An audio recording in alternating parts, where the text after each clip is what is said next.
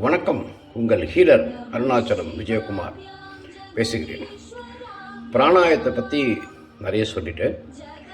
பிராணாயம் என்பது கும்பகத்தோடு சேர்த்து செய்வது பிராணாயாமம்.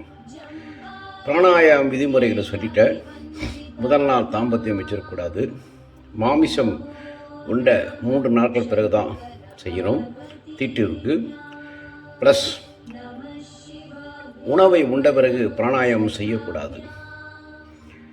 ஏன்னால் அபான காற்று எரிந்து உங்களை வரும். வலது பக்கம் கும்பகம் பண்ணக்கூடாது. இது பிராணாயாம பயிற்சி. ரெண்டாவது, இந்த பிராணாயாமத்துக்கு முன்பு வார்மப் அப்படின்னு சொல்லப்படுகின்ற நாடி சுதி, அதை நான் தெளிவாக சொல்லியிருப்பேன். பஸ்திரிகா, கபாலபதி, உஜ்ஜயினி, சீத்தலை, சீத்தாரி, இந்த நாடி சுதி என்பது ஒரு வார்மப்பு. ஒரு 10லேருந்து 15 தடவை நீங்கள் இதை செஞ்சுக்கலாம். பிராணாயாமம் சொல்லிட்டேன். திங்கள், புதன், வெள்ளி இடது பக்கம் இழுத்து இடது பக்கம் தான் விடணும். மருத்துவக்கலை. சனி, ஞாயிறு, செவ்வாய் இடது பக்கம் இழுத்து வலது பக்கம் விடணும். அதாவது கும்பகம் பூரகம் பூரித்து கும்பகத்தை எரித்து கரிமல வாயாவாக வெளியேற்றுவது ரேஷகம். இதுதான் 16, 64, 32 கணக்கு உண்டு. ஆரம்ப காலகட்டத்தில் வரலன்னா கஷ்டப்படாதீர்கள். மெல்லமாக இழுத்து கொஞ்சம் நேரம் நிற்க வச்சு மெல்லமாக வெளியிடணும். இப்படி ஒரு பயிற்சி முதல்ல ஆரம்பிங்க. ஏன்னா முதல் நாளே நீங்கள் 16, 64, 32 பண்ண முடியாது. அதனால் பிராணாயம் இப்படி பண்ணிக்கணும். அடுத்து அதற்கு முன்னால் வருகின்ற நாடி சுதி. பஸ்திரிகா அப்படின்னு சொல்கிற போது எல்லாமே இரு நாசிகளில் வரும். அதாவது முதல் பஸ்திரிகாவில் பார்த்தீங்கன்னா, நீங்கள் ஒரு மேட்டை போட்டுட்டு குளிச்சுட்டு கிழக்கை நோக்கி, ஆண்கள் சட்டை இல்லாமல் பண்ணிக்கணும். கண்டிப்பாக சட்டை போடக்கூடாது, ஜீவதகாலம். இரண்டாவது, பெண்கள் பண்ணும்போது ஒரு காட்டன் நைட்டியோ இல்லை காட்டன் துணியோ போடணும். சிந்தட்டிக் ஆடைகளை தவிருங்கள். அது ரொம்ப முக்கியம் ஜீவகாந்தத்துக்கு. அதை நல்லா புரிஞ்சுக்கோங்க. முடிந்தால் தனியாக இருக்கிற பெண்கள் உங்கள் வசதி கேட்டார் போல் நீங்களும் ஆணை போல் இருந்துக்கலாம். அது பிரச்சனைக்கு நான் வரல. ஸோ சட்டை இல்லாமல் இருப்பது, அதான் சொன்னேன், உசுறு மசுறு அப்படின்னு நான் சொல்கிறதுக்கு காரணம் இதான் உண்டு. இப்போது பஸ்திரிகால் ஆரம்பிச்சிங்கன்னா, இதே இடது கையை சின்முத்தத்தில் வச்சுட்டு முதுகெலும்பு நேராக வச்சுட்டு நாசிகா முத்திரையில் இந்த வலது பக்கத்தை அடைச்சிட்டு இடது பக்கத்தில் காற்று இழுக்கணும்.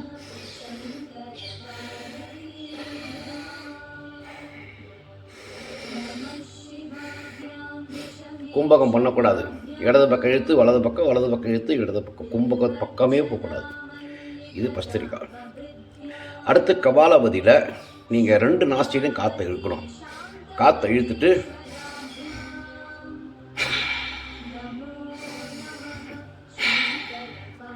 நான் பண்ணும்போது பார்த்தீங்கன்னா இப்படி பண்ணிக்குவேன். நல்லா வயிறு வைப்ரேஷன் ஆகணும். இது பஸ்திரிகா. இதே உங்களுக்கு உஜ்ஜயினியில் 2 நாசியில் இழுத்து 5லேருந்து 10 வினாடிகள் நீங்கள் காற்றை நிறுத்துக்கலாம். 2 நாசி இழுத்து வெளியே விடுறது என்பது உஜ்ஜயினி. இது 3வது. இது 4வது சீத்தலை. சீத்தலை என்றால் குளிர்ச்சி. புரியுதுங்களா? அப்போ சீத்தலையில் என்ன பண்ணுறோம் அப்படின்னா, நம்ம நாக்கு இருக்குது பார்த்தீங்களா, இந்த குழல் மாதிரி நாக்கை நீட்டணும்.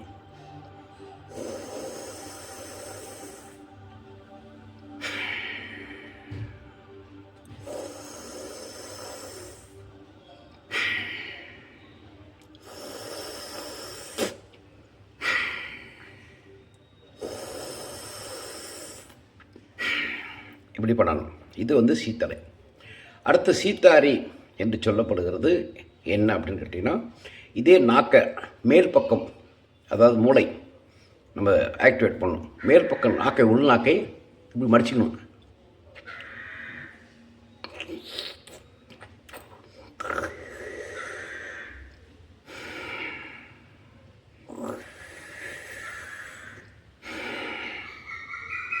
இப்படி செய்கிறது சீத்தாரி அப்படி சொல்கிறது. உள்நாக்கை மேல் பக்கமாக மடிச்சுட்டு வாய் வழியாக காற்றை இழுத்து மூக்கு வழியாக விடுவது. இதெல்லாம் ஒரு பயிற்சியும் 10லேருந்து 20 தடவை கூட மேக்ஸிமம் பண்ணிக்கலாம். நினைக்கிறோம் 10, 15 அப்படி வச்சுக்கலாம். இடது பக்கம் இழுத்து வலது பக்கம், வலது பக்கம் இழுத்து இடது பக்கம் அப்படி விடுறது ஒரு 10லேருந்து 15 தடவை செஞ்சுக்கலாம். இந்த நாடி சுதி என்பது வார்ம் அப் பிராணாயாமத்துக்கு. வியாழக்கிழமை ஏன் சார் நீங்கள் விட்டுட்டீங்க அப்படின்னு கேட்டிங்கன்னா, அது வளர்பிறை தேய்பிறையின் கணக்கில் வரும். அதனால் குழம்பை நீங்கள் மாற்றி செய்யக்கூடாது தான். வியாழக்கிழமை லீவ் விட்டுருங்க, சண்டே லீவ் விடாதீங்க, வியாழக்கிழமை பிராணாயத்துக்கு லீவ் விட்டுருங்க அப்படின்னு நான் சொல்கிறதுக்கு காரணம் இதான். விருந்தும் மருந்தும் 3 நாள் அப்படின்னு சொல்லுகின்ற ஒரு விஷயம். அப்போது இதை நீங்கள் பண்ணலாம். பிரணவத்தை கூட நீங்கள் சொல்லலாம். ஓம் சாண்டிங் வீட்லேயும் போடலாம், இல்லை நீங்களும் அது செய்யலாம். இல்லை அம் இம் உம் அப்படி சொல்லலாம். அம் என்பது கல்லீரலை பலப்படுத்தும், இம் என்பது மண்ணீரலை பலப்படுத்தும், உம் என்பது சிறுநீரகத்தை பலப்படுத்தும். ஸோ யார் யாருக்கு எந்த பிரச்சனை வருதோ அதை நீங்கள் பிரித்து சொல்லிக்கலாம்.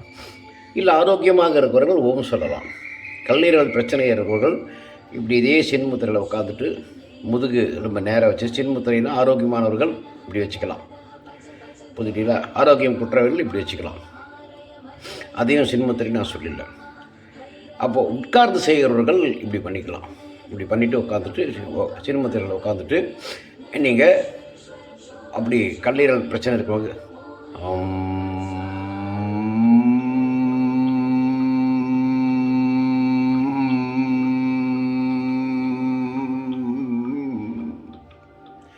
இதுக்கு பேர் டாப்ளர் எஃபெக்ட்.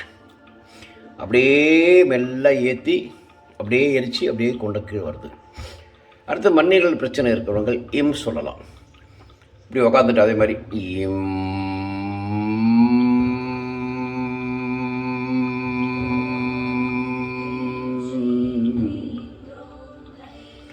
இதை ஒரு 10லேருந்து 15 தடவை நீங்கள் சொல்லலாம். இதையும் வார்மப்பில் கொண்டு போகலாம். அடுத்து உம் அதே மாதிரி உட்கார்ந்து கொண்டு முதுகெலும்பு நேராக வச்சுட்டு உம்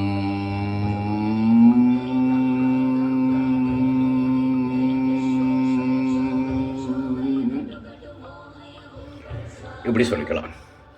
நீர்க்குளியலை முடிச்சுட்டு சூரிய குளியலை பண்ணுகிறவர்கள் இந்த மாதிரி குளிச்சுட்டு நெத்தியில் திருநீரை அணிஞ்சிக்கலாம்.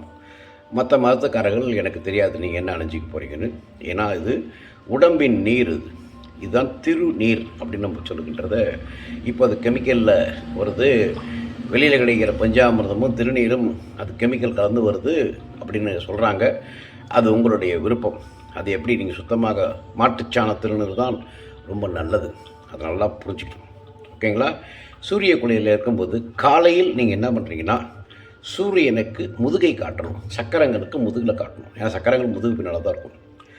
காலையில் இருக்கிற கதிரவன் சூரியன் சொல்லிட்டு கதிரவனுக்கு முதுகை காட்டிக்கொண்டு சுவற்றை பாருங்கள். சுவற்றில் வெள்ளை சுவர் இல்லை என்றால் லைட்டு மஞ்சள் சுவர் இருந்தால் சால சிறந்து. கண்ணை நல்லா சூரியன் வந்தாலும் கண்ணை விரிக்கணும். கண்ணை மூடியெல்லாம் பண்ணக்கூடாது. அதை நல்லா புரிஞ்சுக்கணும். சூரியன் இருக்கும்போது கண்ணை நீங்கள் மூடவே கூடாது. கண்ணை திறந்து நல்லா விரித்து பார்க்கணும். கண் பயிற்சி சொன்ன இல்லைங்களா? இப்படி இப்படி மாறி மாறி சுருங்குதல் விரிதல், சுருங்குதல் விரிதல். அப்புறம் கண் சுற்றி பயிற்சி, இடது பக்கம் சுற்றுறது, இப்படிலாம் பண்ணணும். அப்புறம் லெஃப்ட் ரைட்டு இஸ்லாமியர்கள் பண்ணுற மாதிரி நமாஸ், மேலும் கீழும். அப்புறம் வலது பக்கம் இடது பக்கம் அப்படின்னு நம்ம சொல்லுகின்றது. அடுத்து உட்கார்ந்து பண்ணுகின்ற சில மூச்சு பயிற்சிகள் நம்ம சொல்லியிருப்பேன். இந்த கையை இப்படி வச்சுக்கிட்டு பார்த்தீங்களா, இப்படி 7 மாதிரி அரைநாள் மாதிரி வச்சுக்கோங்க. மேலே கீழே ஒரு 100 தடவை மெல்லமாக பண்ணுங்க. நல்லா வேத்து கொட்டும். இது சூரிய குளியலில் பண்ணலாம். நீங்கள் சூரிய குளியலில் பண்ணுற மூச்சு பயிற்சி. அதுக்கப்புறம் அநாகத சக்கரத்தில் ஒரு கை, மணிப்பூரகத்தில் ஒரு கை வச்சுட்டு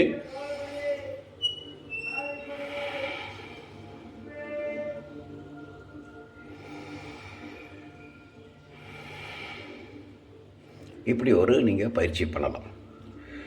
ஸோ இது சூரிய குளியல் மூச்சு பயிற்சி. இதை நீங்கள் பண்ணிக்கலாம். ஸோ காற்றை கடைந்தவன் காலனை உதைப்பான் அப்படின்னு சொல்லுகின்ற விஷயத்தை இதுதான். பிராணாயாமம், நாடி சுதி, மூச்சு பயிற்சி, சூரிய குளியல் என்னென்ன சொல்லிட்டேன். அதற்கு சில கண்டிஷனும் சொல்லிட்டேன். நீங்கள் எல்லாமே உணவு உண்பதற்கு முன்னால் நீங்கள் பண்ணால் சால சிறந்தது. உணவு உண்ட பிறகு நீங்கள் வஜ்ராசனம் பண்ணிக்கொள்ளலாம். ஆசனங்களில் வஜ்ராசனம் பண்ணிக்கலாம். இந்த மூச்சு பயிற்சி நாடி சுதியை நீங்கள் ஓரளவுக்கு பண்ணிக்கலாம். ஆனால் பிராணாயாமம் என்பது நிச்சயமாக கிடையாது. எல்லா மூச்சு பயிற்சியுமே உணவுக்கு முன் நீங்கள் செய்யும்போது சாலச் சிறந்தது. அதை நல்லா புரிஞ்சுக்கிட்டு அதுக்கேற்ற மாதிரி வாழ்ந்து கொள்ளுங்கள். ஸோ உங்களுக்கு இப்போ புரிஞ்சிச்சிங்களா? இது போக கழுத்து தலைப்பயிற்சி சொல்லியிருப்பேன். இப்படி சுற்றி விடுறது, அப்புறம் இப்படி சுற்றி விடுறது, அப்படி இப்படி சுற்றி விடுறது, இப்படி சுற்றி விடுறது, அப்புறம் இந்த பயிற்சி, இந்த கண்ணை மசாஜ் செய்கின்ற பயிற்சி, இந்த இடத்த மசாஜ் செய்கின்ற பயிற்சி, அதுக்கப்புறம் காது இப்படி செய்கின்ற பயிற்சி, இழுத்து இப்படி செய்கின்ற பயிற்சி, இதை சீண்டி விடுகின்ற சுட்டி விடுகின்ற பயிற்சி, அதுக்கப்புறம் 2 உள்ளங்கையை காதல் வச்சுட்டு இப்படி பின்னால் தட்டுகின்ற பயிற்சி, முன்மூளை, நடுமூளை, பின்மூளை 10 முறை தட்டிக்கொள்ளுது. அதுக்கப்புறம் நான் சொல்லியிருப்பேன் கைப்பயிற்சி, இந்த சியாட்டிக்காவை தட்டி விடுறது, இந்த லங்ஸை தட்டி, இது மூச்சு பயிற்சி தான். இதை தட்டி விடுறது, இதையும் தட்டி விடுறது அப்படின்னு சொல்லியிருக்கேன். ஸோ மொட்டையை அடிக்கடி அடிக்காதீங்க. சியாட்டிக்கா முடியை கேட்டாதீர்கள், அதை எடுத்துடாதீங்க. பிறப்பிறப்புள்ள முடியும் எடுக்காதீர்கள். இதெல்லாம் இது சொல்கிறேன்னா உயிர் இறங்கிய மயிர், நல்லா புரிஞ்சுக்கணும். உயிர் காக்கின்ற மயிர், உயிர் பிறக்கின்ற மயிர். இதான் மசுறு கொடுத்த சாமி, உசுறு கொடுத்த சாமிக்கு மசுறு கொடுத்தன்னு நீங்கள் கிண்டல் பண்ணீங்கல்ல, அப்படி கிடையாது. அதை நல்லா புரிஞ்சுக்கணும். ஸோ இந்த 3 இடத்துலையும் உரோமத்தின் மேல் கையை வைக்காதீர்கள். அதை நல்லா புரிஞ்சுக்கணும். குழந்தைகளுக்கு முதல்ல 3 மட்டை எப்போ அடிப்பாங்க? கபால கழிவுகள் தான் அடிக்கிறது. அது 11 மாதத்தில் நட்சத்திர பிறந்த நாளில் அடிப்பது சிறந்தது. அந்த மீதி இருக்கிற கழிவுகளை வெளியேற்றுவதற்கு தான் காது குத்தி மொட்டை அடிக்கிறது. கிடா வெட்டுவது என்பது தலையை வெட்டுவது. நீங்கள் ஆடுகின்ற கிடா வெட்டுன்னு அது உங்கள் விருப்பம், அதை நான் தலையிட விரும்பலை. ஸோ கிடா என்பது இதுதான் தலை. சிரச்சேதம் என்பது என்னது? சிரத்தை சேதம் செய்வதுன்னா இந்த சிரம் என்ன, அதை நல்லா புரிஞ்சுக்கணும். இதான் தண்ணீர் பந்தல். உங்கள் சிவபெருமான் பித்தா பிறை சூடா, கங்கை அப்படி குளிர்ச்சியாக இருக்கணும், உள்ளங்கால் சூடாக இருக்கணும். இது 2மே இருந்தால் ஆரோக்கியம். இது இல்லாதவர்கள் இந்த பயிற்சி மூலமாக பண்ணலாம். முத்திரைகளை 6 படைகளாக பண்ணணும். 6 நிலைகள் என்பது சமநிலை, 6 மண்டலம் என்பது இயல்பு நிலை, நோய் என்பது இயக்க நிலை. இதை நல்லா புரிஞ்சுக்கிட்டு இதுக்கு தகுந்த மாதிரி பயணிச்சுக்கோங்க. என்னால் அவன் சட்டை இல்லாமல் போடுறான்னு அப்படி நினச்சிக்காதீங்க. இது என்னுடைய இயற்கையான வாழ்க்கை. இந்த பயிற்சி செய்யும்போது உங்களுக்கு உணர்த்தி காட்டுவதுக்கு தான் போட்டினே தவிர நான் எங்கள் அருணாள் மாதிரி பாடி கட்டுறதுக்கு போடலை. புரிஞ்சுட்டிங்களா? ஸோ இதை புரிந்து கொண்டு பயணித்து கொள்ளுங்கள். இந்த பயிற்சியை நீங்கள் ஒரு நாளைக்கு காலையிலையும் சாயங்காலமாவது பண்ணுங்கள். அதுக்கப்புறம் உணவை உண்ணுங்கள். காலையில் அறுசுவை, மாலையில் ஒரு சுவை, இடைப்பட்ட நேரத்தில் நீராகாரம். சூரியன் இருக்கும்போது குளிக்கக்கூடாது, சமைக்கக்கூடாது, சாப்பிடக்கூடாது. அதாவது மண்ணில் விளைந்த பொருட்களை சாப்பிடக்கூடாது, சமைக்கக்கூடாது. அப்புறம் நாரிய உடம்பை குளிக்க வைக்கக்கூடாது. சியாட்டிக்கா மூலமாக உறுப்பு கழிவுகள் வெளியேற்றுகின்ற அசுத்த வெப்பம் கடத்துகின்ற நேரம் அது. உறங்கக்கூடாது. ஏன்னா உறங்கும்போது நீங்கள் ஃபேனு ஏசியில் போய் படுத்துக்கிங்க. இப்போ வெயிலில் உட்காருங்க, இல்லை உட்காருங்க. 1/2 மணி நேரமாவது நீங்கள் ஒரு நாளைக்கு சூரிய ஒளி பட்டுச்சுன்னா இந்த எல்டிஎல் கொலஸ்ட்ரால் கல்லீரல் ரிலீஸ் பண்ணுறது இப்போ தான் அந்த நந்தகுமார் ஐயா வீடியோ போட்டிருந்தேன். எல்டிஎலை உற்பத்தி பண்ணும். இதை ஹெச்டிஎலை மாற்றுவது இதான். அந்த நெய்யை பார்த்தீங்கன்னா மேலே தண்ணியாக இருக்கும், கீழே கட்டியாக இருக்கும். இது எல்டிஎல், இது ஹெச்டிஎல். இந்த எல்டிஎல் தான் மெல்டிங் மைசூர் பாக் என்று சொல்லப்படுகின்ற ஆயில். கீழே இருக்கிற கொழுப்பு தான் பசை. பேரிங்கு உங்கள் முட்டிகளுக்கு பசை தேவை, கிரீஸ். பேரிங்கு கிரீஸு, புஷ்ஷுக்கு ஆயில். இதெல்லாம் புஷ்ஷு. அதனால் கொலஸ்ட்ராலை கண்டு பயப்படாதீர்கள். நன்றாக இந்த மாதிரி நெய்யை, பசு நெய்யை எடுத்து பயன்படுத்துங்கள். மண்ணில் விளைந்த பருப்பு சாதம், நெய் சாதம் சாப்பிடுங்க. முதல்ல ஒரு 5 நிமிஷம், ஒரு 5 உருண்டையாவது பச்சை அரிசி உணவை சமைத்து அதை வாயில் தனியாக மெல்லுங்கள். 2-3 ஸ்பூன் நீங்கள் சாம்பார் வச்சா குடிங்க.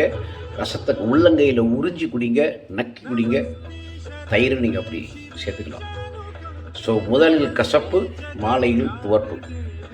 பேக்கேஜ் ஆஃப் நீங்கள் பப்புன்னு சொல்கிறீங்க இல்லைங்களா, அந்த மாதிரி இதில் கொண்டு போய் பண்ணில் காய்கறி வைக்கிறது, தமாஷ் பண்ண பாருங்க, உங்கள் தலையெழுத்து கேட்டு சாப்பிட்றது சாப்பிடணும். இல்லை, இந்த பயிற்சிகளை தெளிவாக பண்ணிவிடுங்க. இதை பண்ணிக்கொண்டு இதை நோக்கி பயணிச்சுக்கோங்க.